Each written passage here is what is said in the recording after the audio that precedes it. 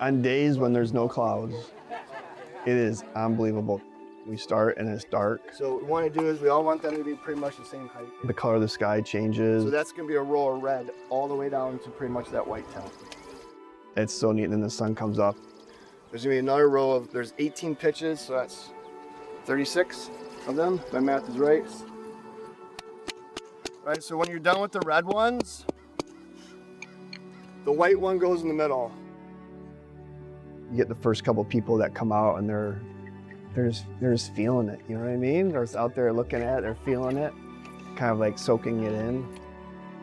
To compare U.S. Nationals to the Super Bowl or the World Series, to everyone else in the United States, they would laugh at me. But to the Coubb community, that's exactly what it is. Nationals is the pinnacle of American Coubb.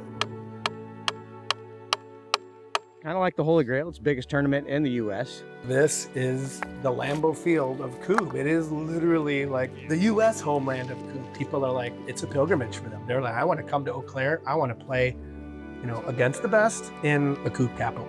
And the chance to be the best at anything, like that's what all of us are chasing.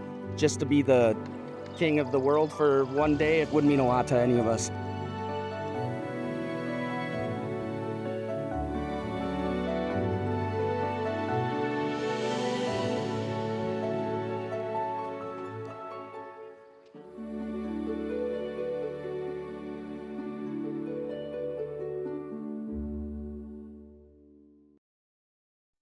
So, you want to learn to play Coubb? Welcome to the first day of the rest of your life. Coubb is a game played by two teams of one or more players on an 8-meter by 5-meter pitch. Each team starts with 5 wooden blocks, called Coubbs, and a larger block, the king, which stands valiantly in the center of the pitch. Players take turns tossing wooden batons underhand to knock down their opponent's Coubbs. Any Coubbs that fall are then thrown into the other team's side. These are called field Coubbs and must be knocked down first before hitting the baseline Coubbs.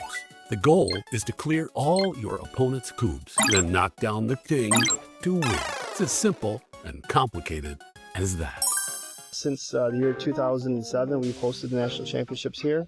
And the game consists of throwing these wooden batons at wooden Coubbs. And this is the king, and when you hit the king, the game is over. 144 teams today. This is the second largest tournament in the world this year, behind only the World Championship.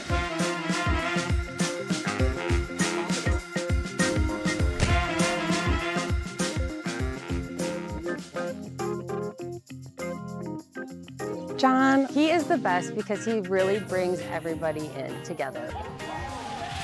He literally could be called the best player in the world. I love Trevor. Just to feed off of his frenetic mind, really impressive just how much is going through his head. He's a big-time player and a super nice guy.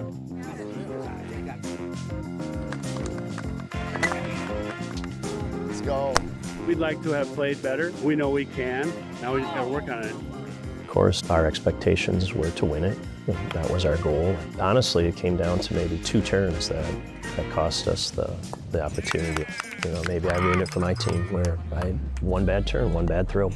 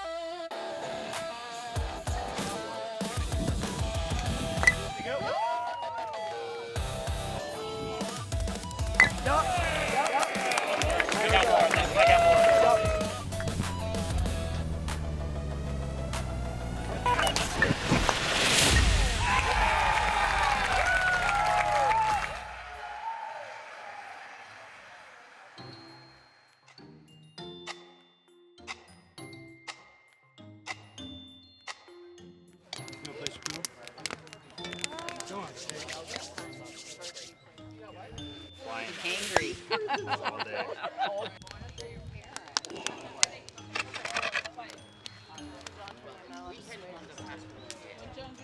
Harvey and I are just setting up a new pitch. I was giving him a geometry lesson, teaching him the Pythagorean theorem. Helps us set up a perfectly square pitch. John Ellingson, I'm one of the directors of the Eau Claire Cube League, the largest weekly cube league in the world. When I find someone who wants to play cube or learn cube, I am definitely their teacher. I want everybody in Eau Claire to be the best cube player that they can possibly be. Is John maybe a little obsessed with cube? Yes. A little. He is, yeah. He builds stuff, he makes stuff, he takes care of stuff. Johnny Cube Seed. This is where I keep all the cube supplies. Got new Cube Kings waiting to get painted. I've got tons of cubes down here, 3 big bins full of cubes, batons, new stakes. So as we wear them out at league, you know, I got them ready to come back in and be replaced. So it's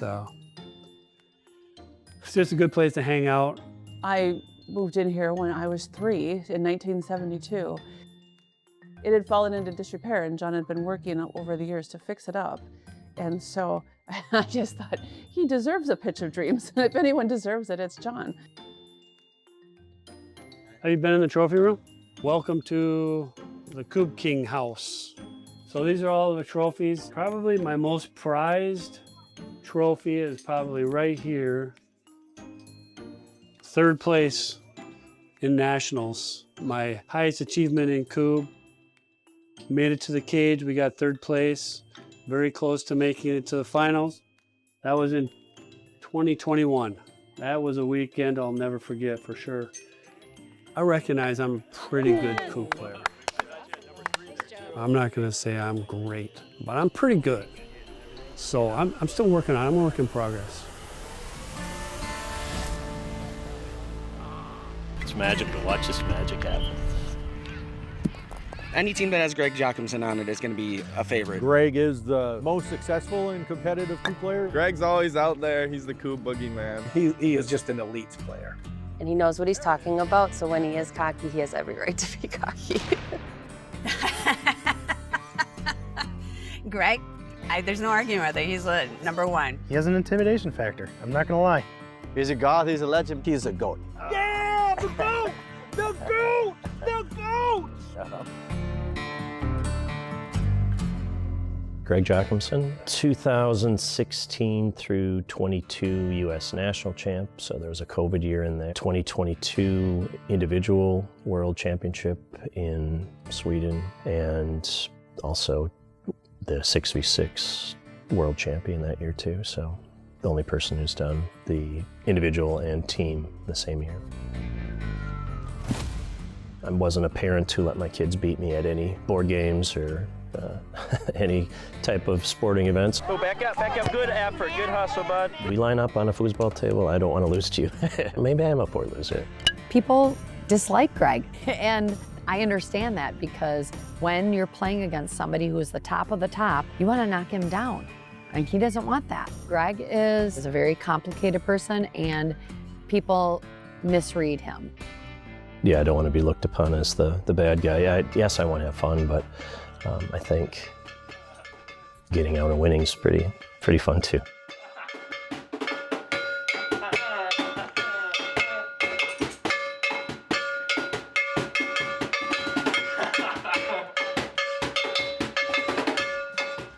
What's up, everybody? My name is Trevor Bailey, the #1 loser from the U.S. National Cube Championship in 2024. But knowing this year we don't anticipate being the #1 losers, but going to work towards that #1 winner spot.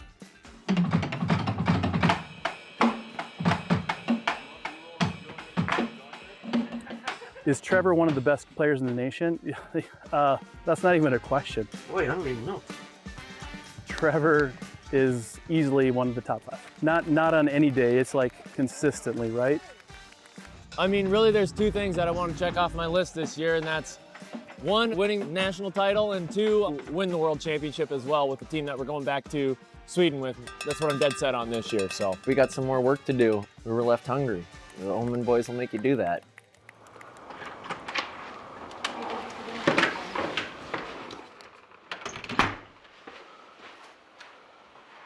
My name is John Oman. I'm a 2024 U.S. National Coob Champion. That feels good to say. My 2 twin boys, they're 17, my only kids, they're on my team, and my older brother, Mark. So the 4 of us, 2 sets of brothers, and uncle, nephews, father, son, all kinds of connections there family-wise. I'm Laura Oman. I'm the wife and mom of 3 out of the 4 national Coob champions of 2024. Who are you most proud of? The kids, your husband? There's probably more pride for John because it meant a lot more to him and how hard he's worked towards it. And if the tears streaming down his face didn't tell the story of how proud he was and excited, then I don't know what does. Welcome to the Coob channel. I'm your host, Maya Ann Linnea Anderson. Up to you, Eric. Hey Maya, how's it going? Hey, Eric.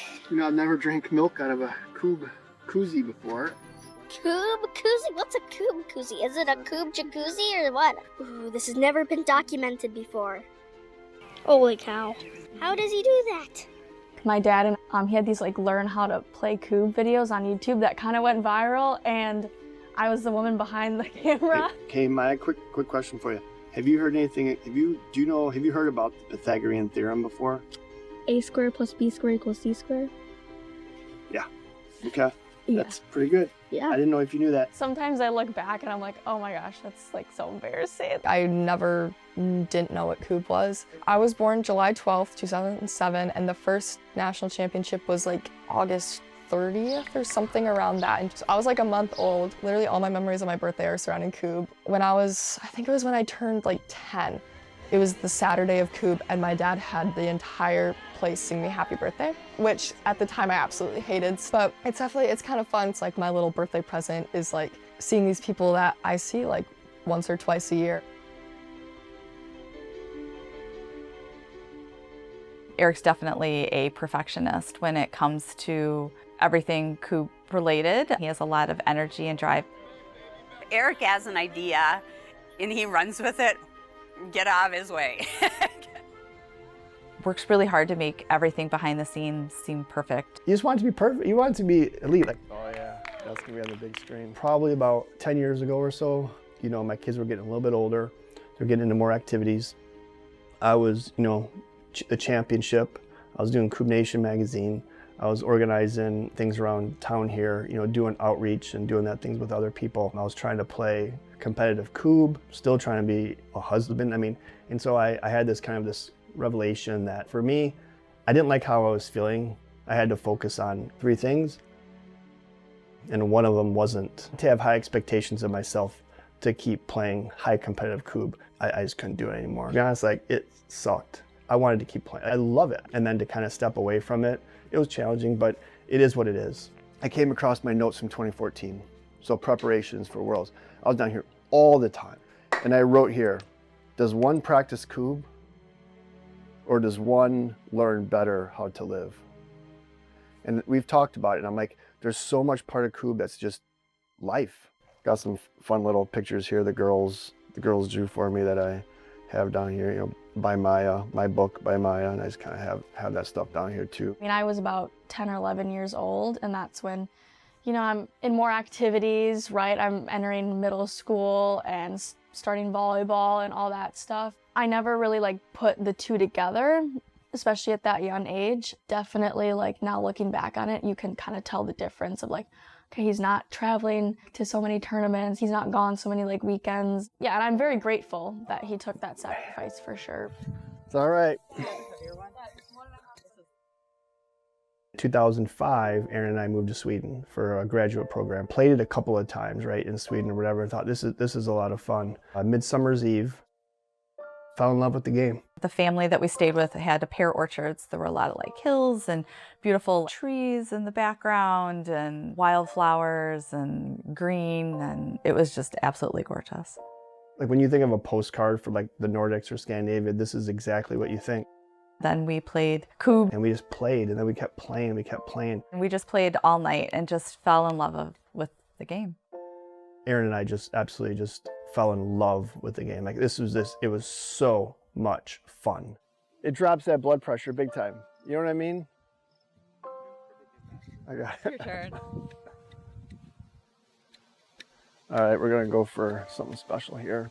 We had a blog, we put down that we played this game called Kub. My dad read it, and so when we moved back to the States, he had a Kub set waiting for us. It's really dark wood, really just beautiful, heavy wood set.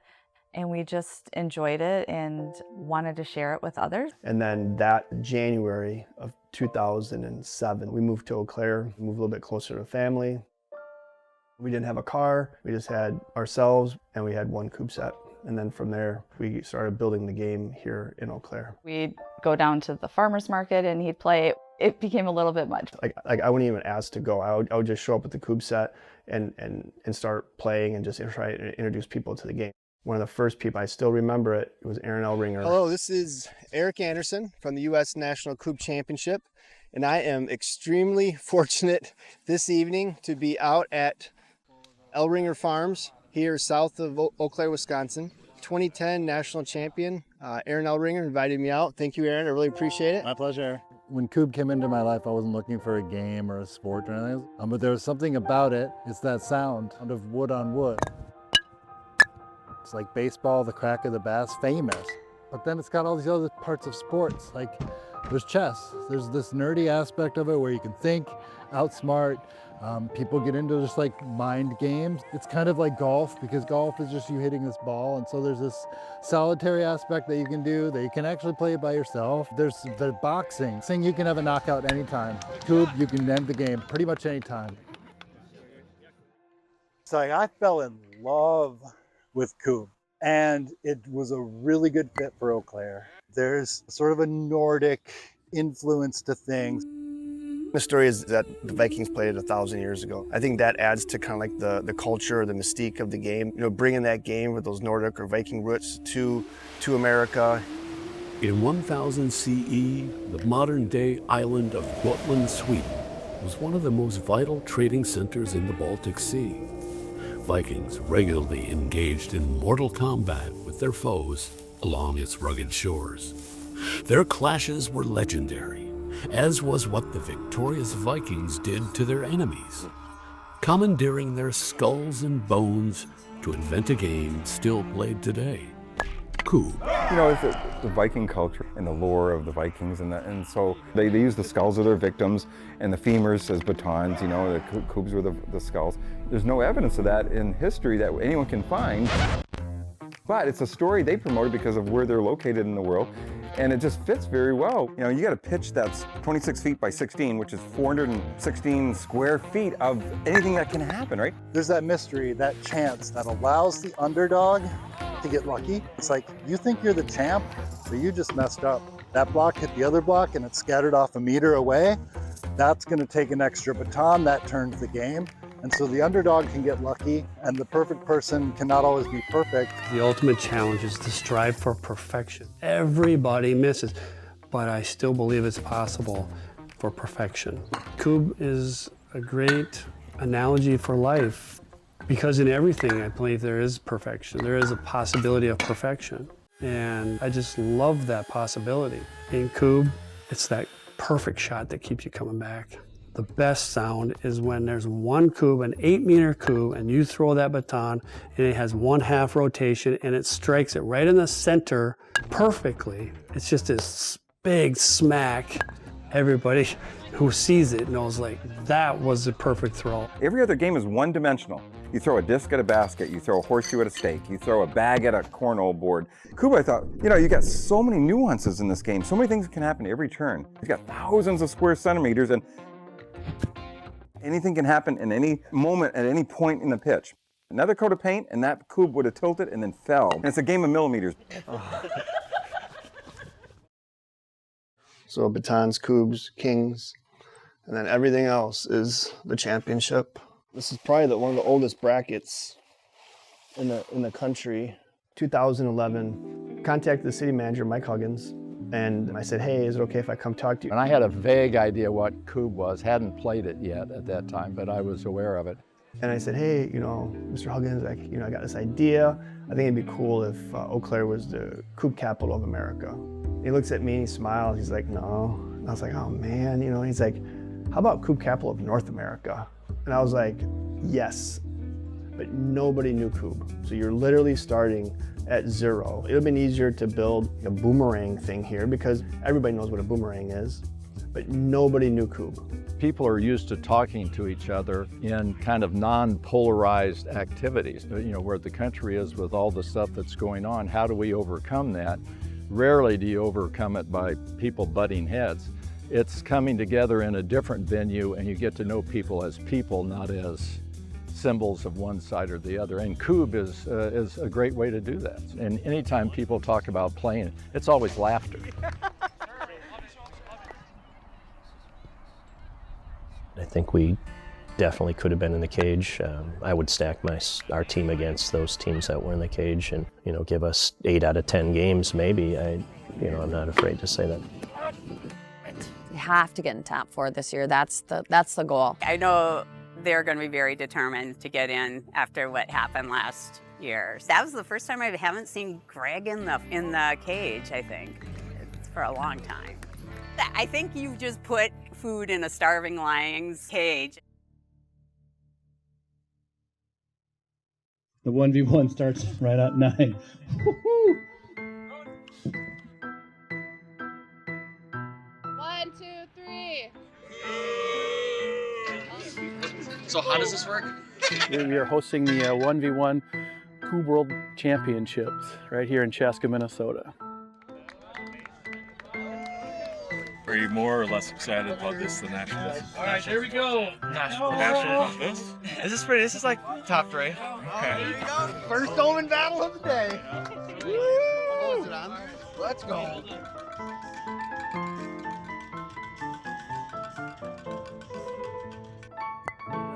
Hey, we'll take it. All right. Nothing's easy today, that's for sure. All right, here we go, finish her off.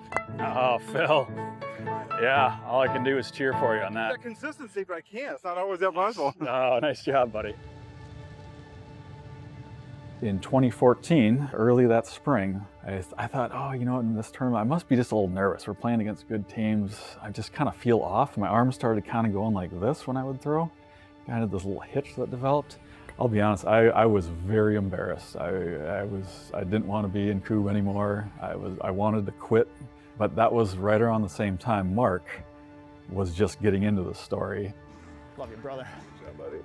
I couldn't quit. My brother was now having success. I knew that his arm wasn't cooperating. I knew that it was frustrating, but I didn't truly know that it was that hard for him. I knew it was annoying. And I like this game and now it's not going the way I want it to. And I remember he was like, well, I'm just gonna learn how to do it with my left hand. And I was like, okay. And he did. John Oman does what he needs to do, so he gets it done. Christmas of 2015, I started throwing left-handed. It was awful. It might have been worse than what I was doing right-handed, but at least I was happier. Drilling was going well after about 2 weeks. I would show up after work, go down the basement, I had a square of carpet, I would just drill spirals into it. I got that going quickly. Batons were really hard, but at least I could drill. Still not reaching the goal, but all right, at least I'm playing, I'm back to competitive. Reach for it. Okay, nothing's changed, same as right hand, if you're a lefty. 2018, pieces of the game were coming to me. I actually won Phil Dickinson's 1v1 at Michigan that year, left-handed. Kingslayer. Ooh, I just Koob. Ooh, I just Koob. Woo-hoo, woo. And that moment after I won, I just lost it. I knew I could do it, I'm telling you. You're 8 meters. And he called me just sobbing. And he's like, it's all come full circle. It's all been worth it. And that's when I was like, oh my gosh, this was a much bigger deal than I realized. Tears just poured out my eyes. I actually got my game back. I got my joy back in life. Chaska, Minnesota, Amy, Wisconsin, Chaska, super funky badass. And it took me back to the entire story, the right to left, the wanting it so badly and then it getting ripped away. The having to dig deep and get it back. Thank you. Good plan. You guys are awesome. Good plan. After everybody left, everybody was gone, I didn't want to leave. Mark was still there.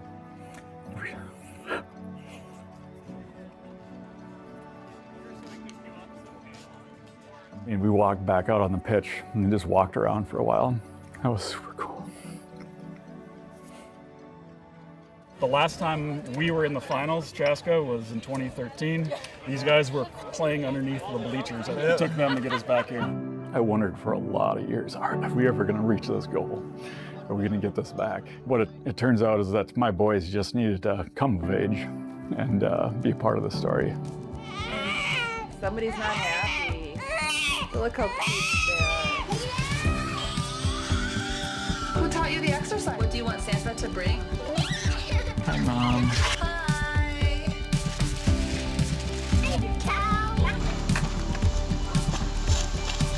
Hi. All right. October 21st, 2010, with the boys. This will be the biggest hill that we do today. Yep, keep going. You're almost there. Going for Olympic gold. We're gonna show that.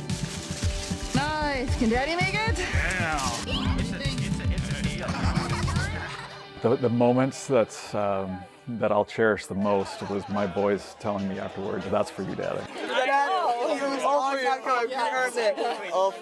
Yep, couldn't have written a better story for ourselves. Are we actually national champions? We are number one, Dad. I'd like to say that I'm bringing back the same team and I'm going to win it. That's my goal. But the Sunday analogy, any given Sunday where, who shows up, who's playing, and what are the conditions, who's feeling well, and so there are going to be 30 teams that could make it, a dozen teams that should win it. How do you predict out of that? I couldn't make a prediction, besides saying I hope I do it. Greg he is a very complicated person, and people misread. They feel like his passion for the sport sometimes makes him seem like he's not a great person. And I'm not kidding about that. Give Daddy a smile. Give your daddy a big smile. You're quite the dancer. Let's see your daddy. Oh, there your daddy is. You'll be a major leaguer someday. Greg is an amazing dad, but he also wants him to know that winning and losing is all about making choices, because winning is pretty much everything. Is there anything that's kind of like a fun fact about Greg that people might not know? He can juggle. Greg, can you grab a third baton and juggle? No, right now, yeah. Not kidding. No, do it. No, for real. Try again. Yeah, you can. Come on. Hey! Oh, that was kind of crappy. That was good.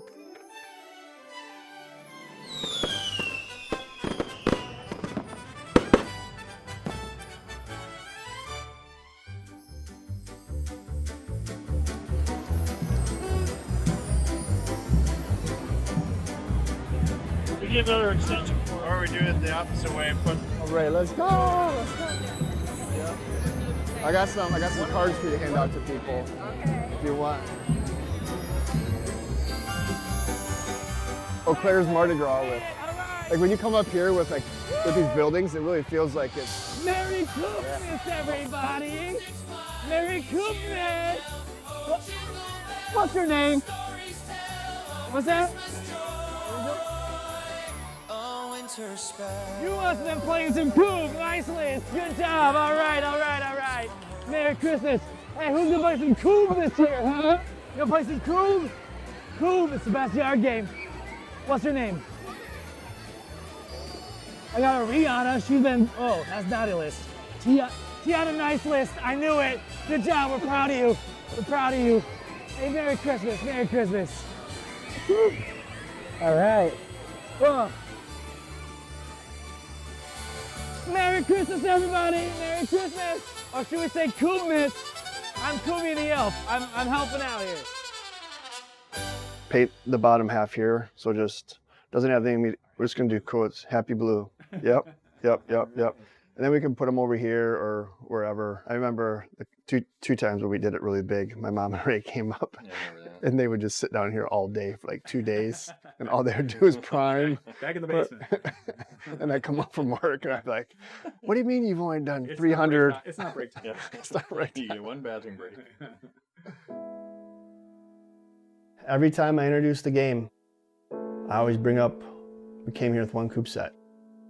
I talk about that coop set, you know, and try to, he'd always say, make footprints in the sand, you know. So maybe that's what I'm trying to do.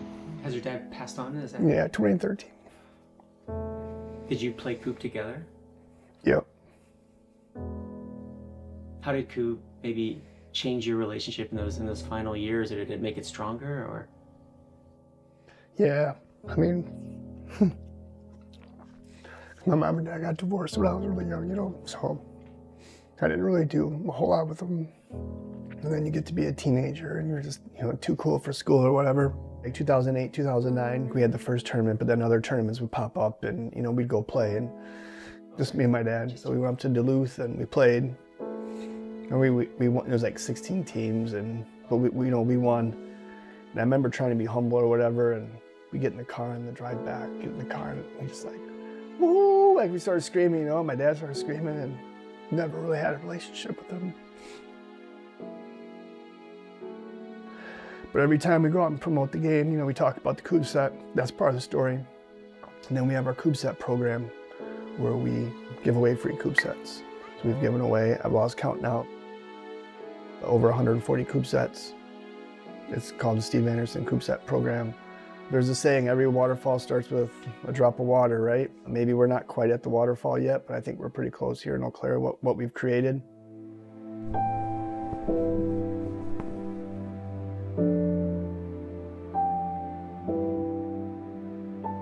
The incident happened in February, March, so really right when COVID hit. She was in Florida at a work conference. No one wants to go through an affair at all. That's what happened. Basically said that this is not going to work. I'm gonna leave for the weekend, kind of need to figure out a plan. I ended up going out to Lake Tahoe, just kind of impulse bought a plane ticket and flew out to Lake Tahoe to disappear, run away, try to figure out what the hell's going on, you know, what did I do wrong and all of that. Took my mountain bike and just started going up. Went up as high as I could until I was gassed, and then went down as fast as I could, and did that for 3 days straight. Right? You're kind of reckless, dumb. A bear ran in front of me at one point. There's thoughts that went through my head that you don't want going through your head. Isolated after a very tragic event. I didn't care. The world was numb and I was so lost. I needed to find ways to occupy my time. If I was sitting and doing nothing, it was just like dark, depressive thoughts, trying to find some way of just having something to focus on, right? And I think that's kind of where the intentionality aspect of Coop really had its time to shine, right? Because I couldn't just be out there throwing, otherwise I'd be in the same spiral that I was in before. So I spent a lot of time practicing during that time. You know, I needed to lean on my Chaska guys, and they were there for me. But just knowing that I've got people. This is not going to explain or define me, and these people will help me get through it. They're like my Coop therapists. It's awesome. It kind of dug me out from the pits of hell that I was stuck in. Just kind of being forced into this loving community that will just embrace you. Wherever you're at, you know, in the world, you can come in and people are going to genuinely care about you, love you, and support you. When we were at Worlds, you had this whole crowd cheering against the team that Greg was on. He went up to the crowd and he was like, Bring it on. In anything I do, in any competition, in any activity, it's good to have a best friend there supporting you. So yeah, it was really special for her to be part of the team. Ooh. Unless you're at Worlds, you just don't understand how different it is in the cage there compared to the cage for the Nationals. If you weren't prepared for it or really weren't ready for it, it might throw you off. People are throwing words at you and cheering against you. My wife was on the sidelines, and she's giving it back to the other crowd too. It was nighttime. They were going crazy. And I was like,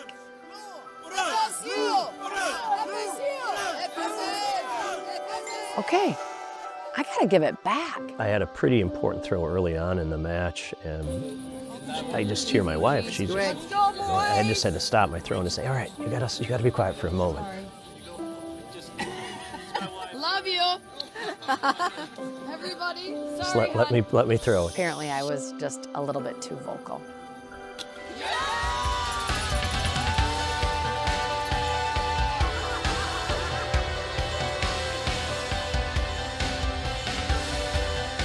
Honestly, wouldn't have been able to do it without it.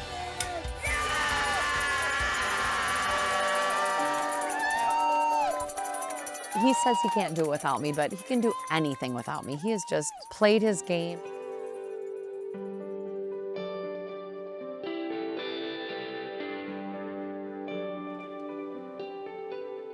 When we're at Worlds, right before the whole tournament starts, the first day, they have a parade of nations. All the players get into a big line, and they play some music, and they announce the countries, and we get to go walk up and down. I was surprised at how emotional I felt doing that. I can't imagine what an Olympic athlete feels like, you know, for this crazy yard game. I was very proud to be representing the United States at that moment. When we went over to Sweden, we had never played together. You know, I wanted to gather that team. We got together and we just had a little huddle the day before the tournament. John's just such a great motivational person. He just knows exactly what to say in those moments. And we just said some things, you know, I told everybody, I said, hey, we've made this commitment. We are connected for life. We're the ones that came together, made this voyage all the way over to a foreign land. We're standing on this field, on this island, out in the middle of the Baltic. We're never gonna forget this. It's gonna connect us forever. I had my GoPro just pincered between my thighs, so I was like, before we were getting it, I'm like, you know what, though, this would be cool, let's get this. Focus 600%, right? Let's do it. Yep. Yeah. Come on. Just do what we do and have fun, right? Sling. Always. I love you guys. Love you. All right, love you boys. Woo! Squat. Up or down? Up. 1, 2, 3, squat! At the end of it, I just told everybody I loved them.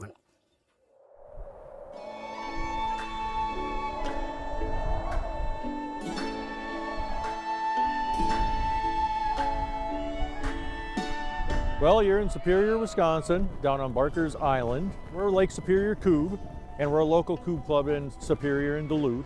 And so what we do is we offer a Kub tournament on the ice.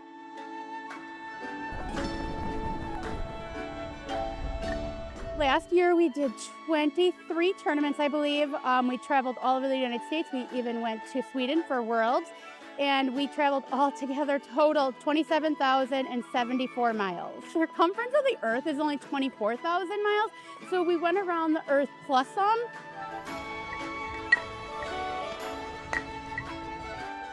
I probably watch more Kub than any other human being. Yeah, I am probably the biggest super fan, and I cheer for all of them, but especially for the Kub Reapers, because they're my team. This is the only thing that would get me out on the ice, standing out on the ice for hours. This year I brought a standing box with his cardboard and 2 blankets, and so I can stand in the box to keep my feet away from the ice. So we'll see how well that works later in the day. It's registration day.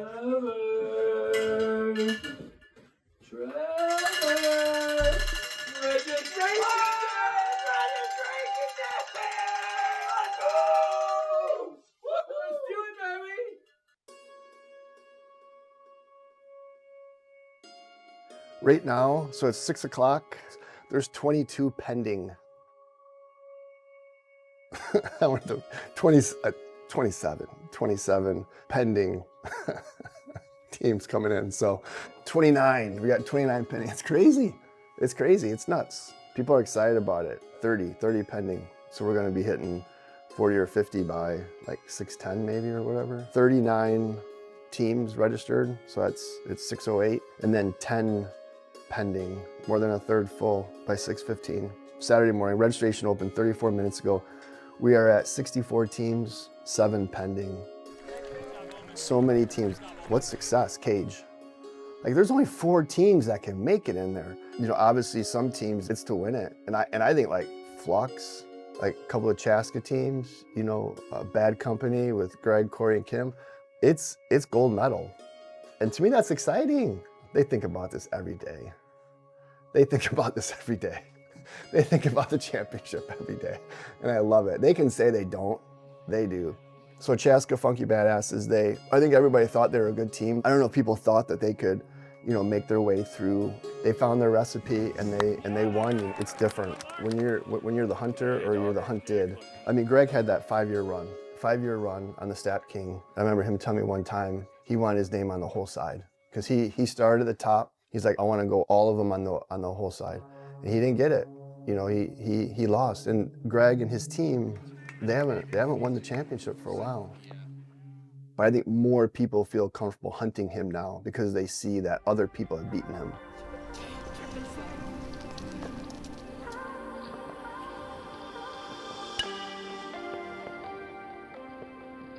So what's it like being a woman in a predominantly male sport? Fun.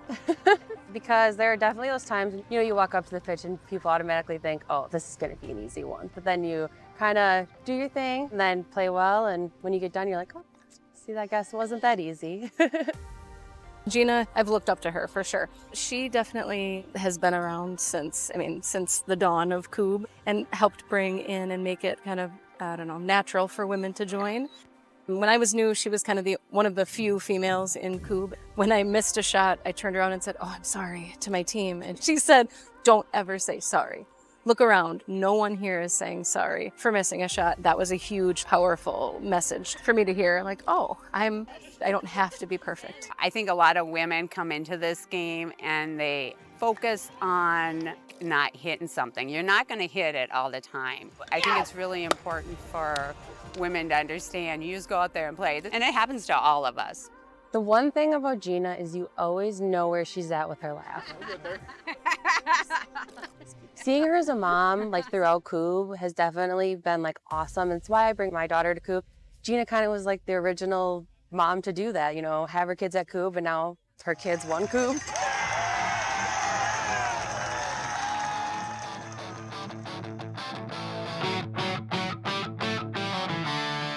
Scott, my husband, decided to kind of be more serious about Koob. And so, yeah, so it's made up of Scott, Cody Glorioso, and Spencer Ullman. But those three are kind of a match made in heaven. They're very good together as far as keeping themselves kind of upbeat. And it's almost like they have that same vibe where they can kind of keep themselves giggling, and they hug a lot. You're gonna see the most hugs in sports you will ever see at Koob. This isn't meeting our sandwich. Oh no, oh no. Like if there were Vegas odds, I think they're jumping into that conversation of teams that could and maybe should make it to the cage. Last year was our first year, and we were an unknown entity. Like, we played nationals, and that was the third time we'd ever played together. We were one game win away from the cage. I cried. That's like a pebble in your shoe kind of thing. Knowing that we were one game away from the cage, that just made me want to get back and grind even harder. That next day, like, I'm back at the soccer park again throwing. No break? No, none. So how bad do you want at this nationals? It would rank up there in the top 5 of my life. So my daughter, number 1, always. Probably marriage, maybe. That is our goal. I had surgery 2 weeks ago, so I'm healed by nationals. So they sliced me open and took care of it just to make sure I was ready for nationals. Every time that we have a tournament, it's in preparation to be on top of our game for nationals. It's always, this was a good tournament. We had some lows, but we can work on that so that by the time we get to nationals, we're clicking on all cylinders. Third, first, second, fourth, whatever place we get, it doesn't matter so much until we get to nationals. Oh, look, I hit mine. Oh, this is against Flux, isn't it? I didn't go for the king. Oh, you missed. That's a good Cody, that was a great king throw. That was the best king throw I've ever seen in my life. Well, see, this is good. I let you guys take a turn here. You guys act like you guys care about defense here. Does Scott come immediately fix this line? Yep. There he goes. There he goes. That was a nice blast. Yeah, they finally got me hitting something. Yeah, I feel better this year. Last year, I thought that we belonged in Sunday and that we were one of the top teams. No. Now I know. Now I know that we are. Top play. Yeah. You gotta drift like 8 seconds. Hi, Dad. Hi. Here we are, Castle Valley, Moab, Utah. This is spring break 2025, their last one of high school. So right now we're descending the Porcupine Rim. I feel very fortunate that I get to spend time with my boys doing the hobbies I love. Coob, bikes, a few other hobbies. I'm a lucky dad. I'm watching them throw rocks off the cliff right now. They're getting dangerously close to the cliff over here. They heard me say that just now, and they're laughing. What I'm afraid of here is that they're going to graduate soon, and my time is limited. Zachary John Ullman. Nathan Paul Ullman.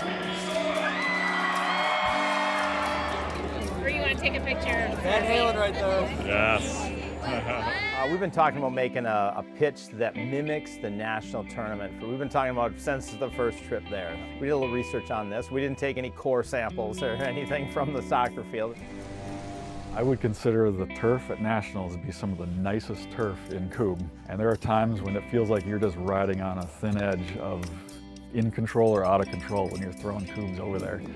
And if I could practice on that type of turf ahead of time, being like, Eau Claire's 2 hours away, I don't always get there. This is a great opportunity for me to prepare and be at my best for my teammates. We excavated my longtime Coob pitch at my house in Amory. John and the twin boys were visiting. I said, hey, let's build that Coob pitch. And we cleared the dirt off and we put in a layer of sand, and we tried different thicknesses, but I know where the thicknesses are in this thing, so I can play different bounces if I want to. So then we put the kind of clay black dirt back over the top of that, and then we added some fresh dirt over the top of that, and then we sodded the thing. And the first drill, we knew we nailed it. We knew it. We had the bounce of the national tournament pitch. So what is the craziest Coob story you have as a family? I know John and JP took a road trip one spring break and they got a flat tire, so they set up Coob in the ditch of the highway and played Coob while they waited for the tow truck to come. Oh yeah, definitely obsessive. Oh yeah, no question about it. But one of the other pastimes that I really enjoy is playing the marimba. I think the thing that resonates me, pun intended, the most with the marimba is that it's so versatile. When you're playing on a full marimba, it's 5 octaves, so it's got the really, really low range all the way up to a really, really high range. So having that flexibility in what you're playing, I think is extremely unique. Am I the marimba of Coob? I don't know. God, that's a hard one. I guess if I was going to draw some analogy, I would say yes, I can be a marimba in the Coob community, but at the expense of everyone else also being an instrument. Once this goes below like 80, All right, you ready for this, Maya? Let's kick off the 2025 U.S. National Coob Championship live team draw. You're fine. That's right, we had a sheet that kind of just crossed them off, huh? I think that's what I do. So Maya and I are going to get to work. We're going to pull out a bunch of names right now. Then we're going to pull some players and some teams up here to get their look on stuff too and everything. So you ready to go? Yep. All right, you want to do the first one? Or you want me to do it?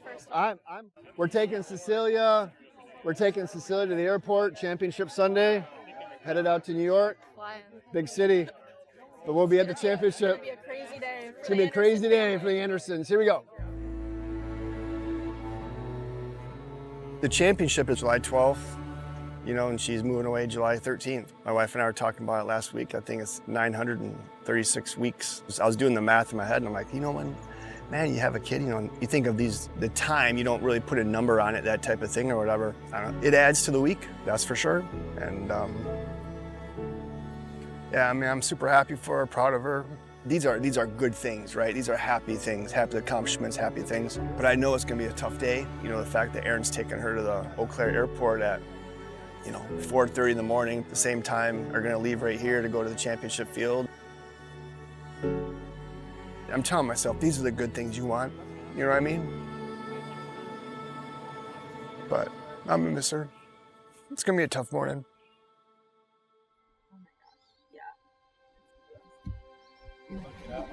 What am I gonna do for my last one?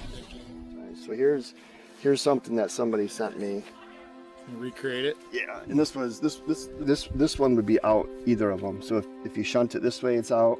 But if you go like this and like this, then that's out. Is it allowable to say this is here and you know this one has to drop, right? But because it's impeded, can you do it like this? But that was the only other thing I had in my mind is Yep. if that's impeded, does this one, because when you Right. did this, you really, doing that really put that one from a footprint here to way over here. Right. Yep. But then we would just go like this. Yeah, it has to be able to go. Going right, yeah.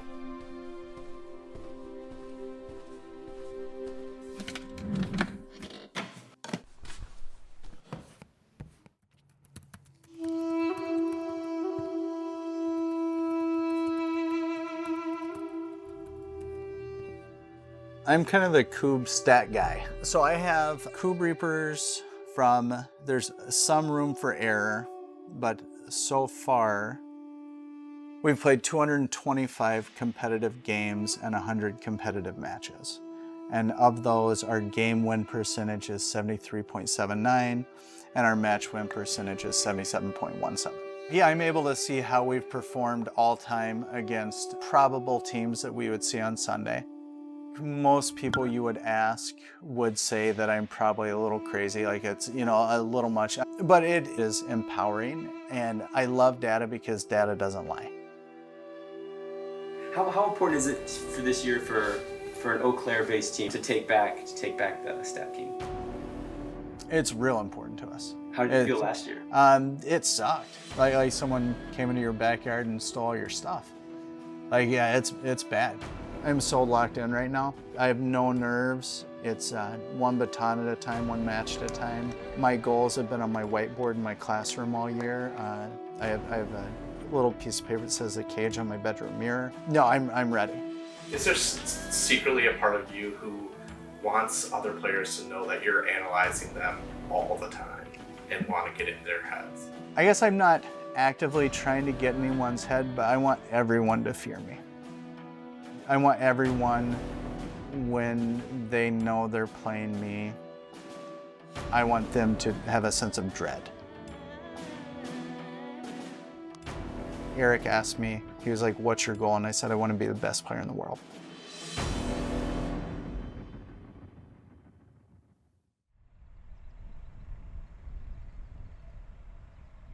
People on the tape measures, so we're gonna have 1, 2, 3, 4, 5, 6, and Jeff will be at the hypotenuse over there. We have to be on these tape measures, so Jeff and I came out earlier this morning and just laid each of these out here. These are just guides for us to kind of, we marked this dot and then 80 meters down there is another dot, so that's just kind of our guide. Big time thank you. Bill, let's have you right here. Is that all right? Just dial it down. So I'm pretty anal, right? I'm pretty anal. This guy matches me, so we want him. That's a good thing. No. Then this is where we go the meter less on this alley? Yeah. Actually, I'll do 27. That'd be correct, yeah. That's right? Yep. 19, 21, stop at 26. So don't do 26. 14, 18. Breakfast of Champions right That's here. your last quick trip, Sammy, in a while. travel on road trips?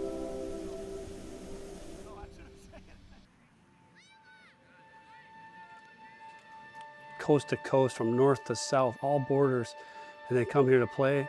We're Lemoyne Valley Block Knockers. We left about 1 a.m. this morning from La Harpe, Illinois, 450 miles, and we're ready to play some cube. Good morning, Cube World. This is Kevin from Thief River Falls Cube. Looking for gold this year. We'll see you guys out in Eau Claire, the whole Cube family, in about 7 hours. This is Robert Kirky from Salt Lake City, Utah. Member of Les Salty Batons, getting ready to depart for Eau Claire. It's about a 1,400-mile journey. Hey, it's Eric and Jenna with Central Arkansas Cube, about to start our 13-hour drive up to Eau Claire from North Little Rock, Arkansas. And we have a special guest this year, Little Graham. Hey guys, it's me in Belgium. Getting ready for nationals now. On our way to Eau Claire. Woohoo! Go play some cube? Yeah, go play some cube.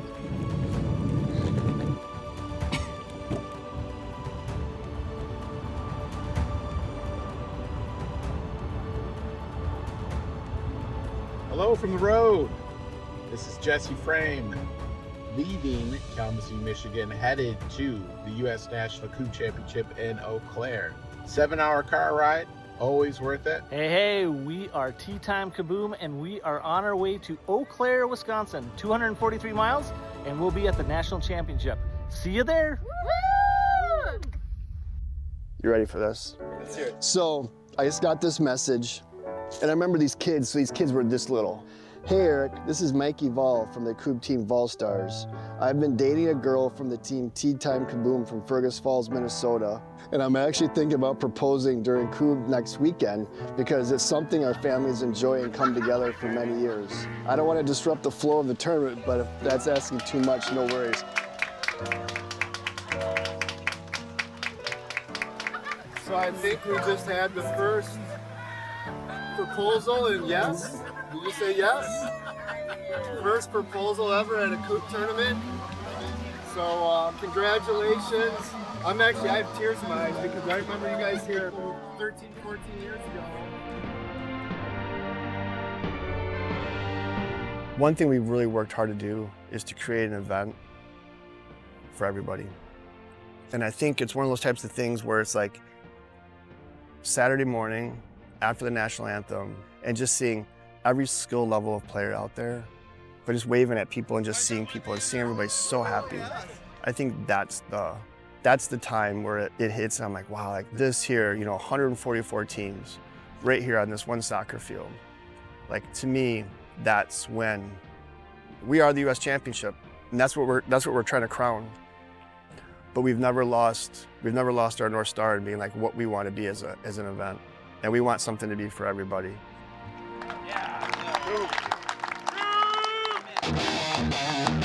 Where we were last year, it'd be nice to take the next step up.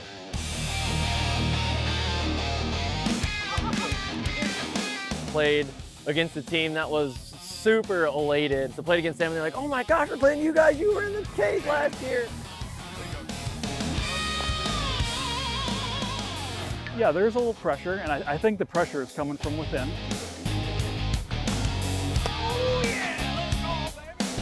I don't think we dropped a game. Somehow, some way. That's all inside because we want to go back and do what we did last year again because I want that feeling back.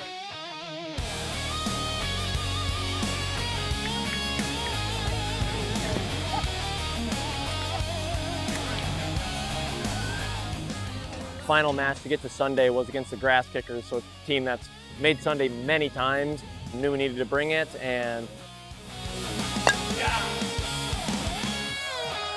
didn't get a king knocked down on us all day, but still we can play much better, Cube.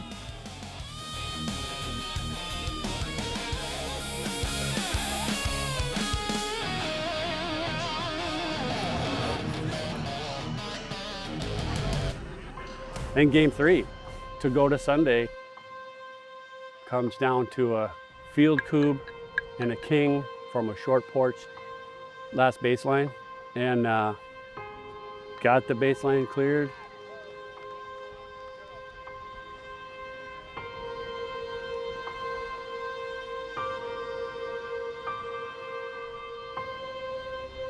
hit the king, spun it about 45 degrees, and it stayed standing up, which was a heartbreak.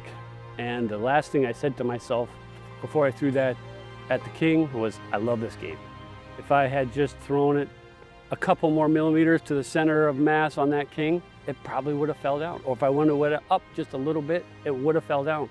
I hit it low, but not hard, and it stayed standing. And it comes down to just such small increments of measurement that can just break your heart. Today's my birthday, so I turned 18 today, 18th birthday, and I leave tomorrow. Kind of a little sad, my last encounter with my family is today, but tomorrow I'm leaving with my mom to the airport at 3:50 in the morning, flying out to New York. I have to go for college and I'm playing volleyball there, so I won't be there on Sunday for the actual finals and everything, which I'm kind of sad about because that's my favorite part. How do you think your dad's feeling about having to say goodbye to you tomorrow? I think he's quite sad. How are you feeling about this goodbye? I was pretty nervous yesterday, but today I'm not. It's still I don't know, since it's still summer, it feels like I'm going for vacation and not really I'm just not coming back. If you had to tell your dad something, when he's watching this, what would you say to him about this whole experience? Thanks for believing in me.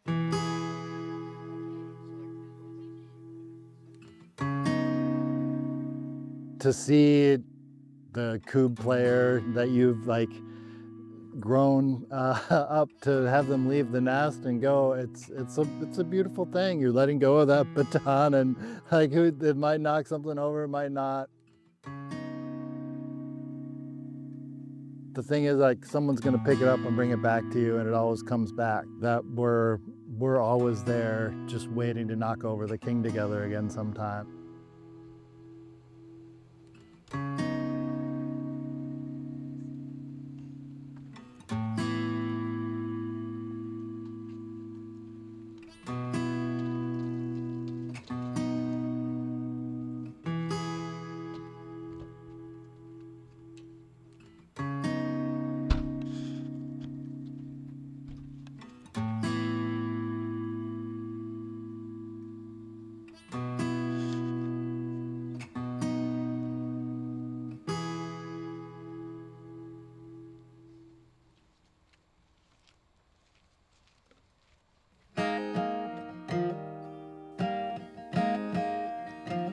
I am not sad anymore, at least not today. See, the chemicals have all aligned and the sun is out to stay. Gonna hold my hands out smiling, gonna kiss you on your face. I am not sad anymore, at least not today. I am not sad, not tonight. I love these guys too, so win or lose, one of us is gonna win. So in one hand forms a fist, hope the other shines the light. I'm not sad anymore, at least not tonight.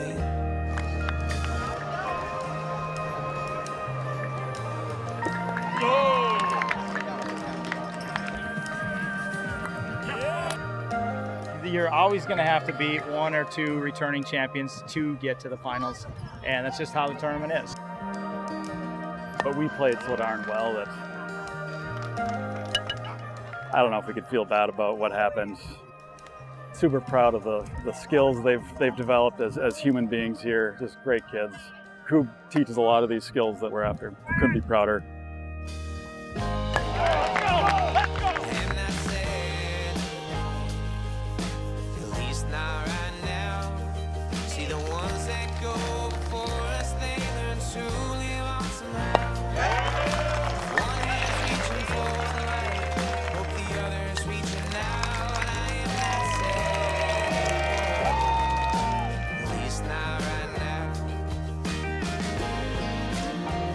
Yeah!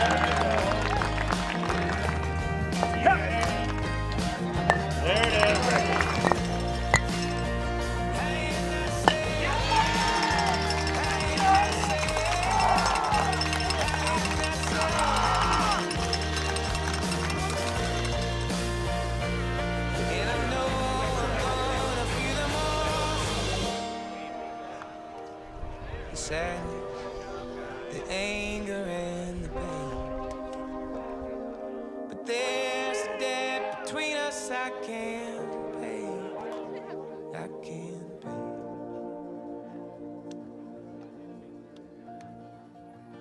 Really happy for my guys. Don't care about me. I care about those guys. And credit to my teammates. It certainly wasn't me being the best today. It was those guys being their best. They carried me. So those hugs and all that stuff at the end really feel meaningful. He's a phenomenal player and a good guy. He'll get it. He's too good of a player.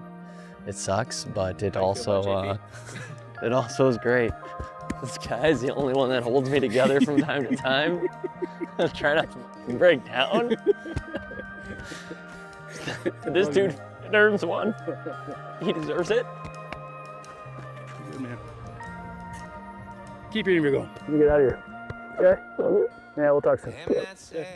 Call me on my home. At least not today. See, my friends are all around me and the band's gonna play. Gonna dance with one hand waving free and another around your waist. I am not sad anymore. At least not today. I am not sad anymore. At least not today. I am not sad anymore. At least not today. Coop can't be everything in life. I enjoy it, but there are 1,000 things I want to do. I'm not a different person because I've done this. Nothing's changed. Just because I own this trophy, it's a journey and an experience that makes you a better person. There are priorities in my life. I realize where Coop lays in that, but there is a Coop life. People are first and the game is second. Coob unites people and creates peace on Earth. And if you're not playing for that reason, it's not really Coob. Is Coob life? There's a portion of me that says, yes, Coob is life, but it's not everything. The game standalone is not. There is so much more. It's not everything for me, and I don't want that to be on my gravestone that Greg is Coob. That is just one small piece of the whole big picture of who I am. On. Is it on? Yep. Okay. Welcome back to Eau Claire, Wisconsin. I remember that like it was yesterday. Remember like it was yesterday. I hope his legacy is two things. I think he deserves the legacy of being one of the top players in the world and also someone who sacrificed a lot for a lot of people to have enjoyment from the game and just someone who planted a seed and watched it grow and truly believe that Coob unites us all. Do you think your dad is like changing the world in some small way? In some small way, I think so, yeah. I can't even begin to describe like how proud I am of my dad and my mom. He doesn't think about himself. He thinks about others and how he can benefit the community. I wouldn't be here without him for a variety of reasons. One being that he introduced Coob to like the greater Minneapolis-St. Paul area and JP. And JP's been a huge influence on me, just kind of through his work at the U.S. National Coob Championships, also driven me to figure out what I can do, and part of that is working to make the American Coob Association. And that absolutely would not be a thing without someone like Eric leading the charge. Who would you say is America's king of Coob? Eric Anderson, probably. I mean, he's the guy. He runs the show. He's brought the community together. First of all, Eric Anderson. And if Eric is the king of Coob in the United States, I'm just happy to be part of the royal family. Eric Anderson, in a sense. Yes! He doesn't just play the game, he is the game. Do they want to get them close together or far apart? Close together. So on the count of three, you both are going to throw it. 1, 2, 3. Closest to the king without knocking him over gets to go first. Okay, you ready? 3, 2, 1. All right, you get to go first. So who do you think is the real king of Coob? Actually, I think it's the game itself. It's brought us all together, and we all play our own role in it. The king of Coob is the game. It's the game, and I'm so thankful that I found the game or the game found me. Silly yard game. It's a silly lawn game. You know, it's just this yard game. It's a very basic game, but it means so much. Have a good night. Thanks a lot.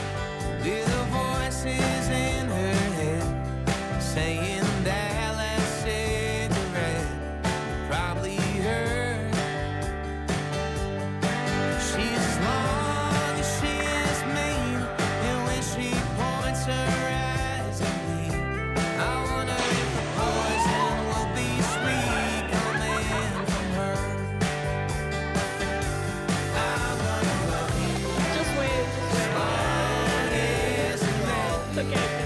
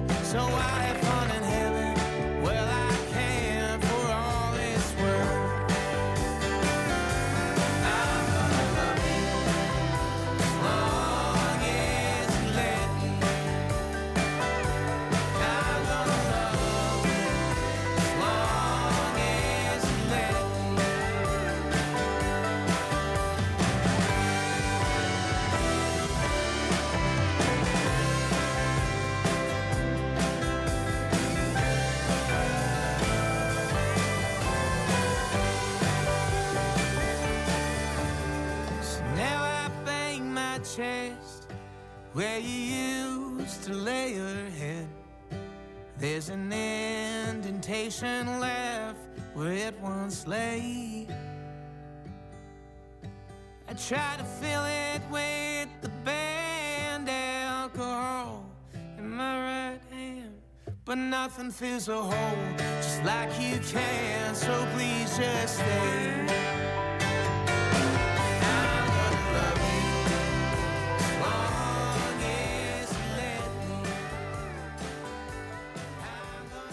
And that was the Coop Show!